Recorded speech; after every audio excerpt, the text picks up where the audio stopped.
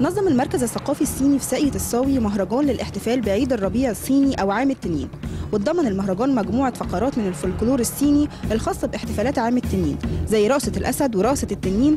كمان كان في معرض للمصنوعات الصينية والخط الصيني. ضيوف الكرام ممكن يختار رقم من هذا الصندوق وبعدين يذهب إلى لوحة أحمر وأصفر وهناك أسئلة كثيرة وبعدين يرجع إلي وبلغني الإجابة.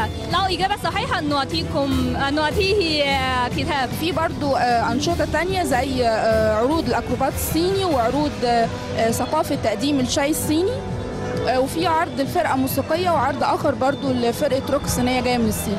We just show the Chinese art, especially Chinese paper folding.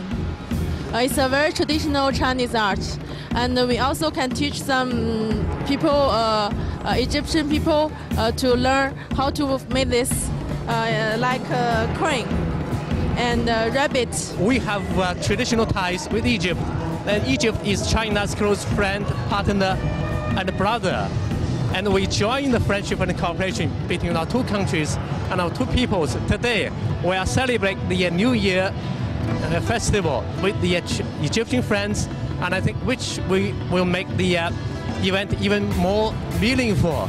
That is to say, we would like to express our wish to promote the already excellent relations of friendship between our two countries. عيد الربيع الصيني هو تقليد احتفالي بيعود تاريخه إلى نحو 3000 سنة، وهو احتفال برأس السنة الصينية أو رأس السنة القمرية، وهو من أهم المناسبات الاحتفالية التقليدية في الصين، واللي احتفلت بيه الجالية الصينية السنة دي في مصر بمشاركة الشعب المصري.